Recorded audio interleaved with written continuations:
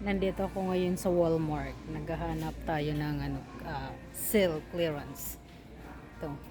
Dami nilang clearance dito sa Walmart. Yan yung mga ano nila dito, paninda.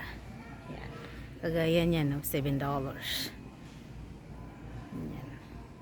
Pero kahit na clearance siya, mahal pa rin.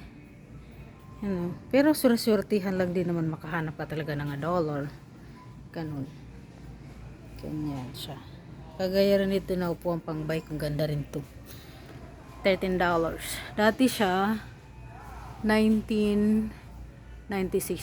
Pero mura sa $20. Oh. Pero mura na siya. Oh. $13. Malaki din ang inano niya. Binaba ng presyo. Nandito. Katitingin tayo kung meron $1.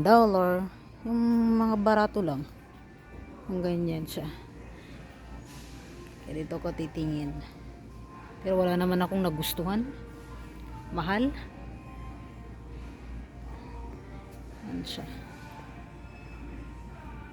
Tapos meron din dito sa kabila. Ganun siya dito. Ay, may Barbie din, no? Ayan siya. Tapos dito ako naglalagay. Kagaya rin ito, $5. Yung mga ano nila dito, panin. Tapos ito din nakalagay sa clearance. Kaya lang maghuhukay ka nga lang. Ganyan, may mga balita din. Ayan siya. Yan dito. Pwede ka nang bumili para pang regalo mo for December or change gift. Yan siya. Yan siya. Dami ding dami mong paninda.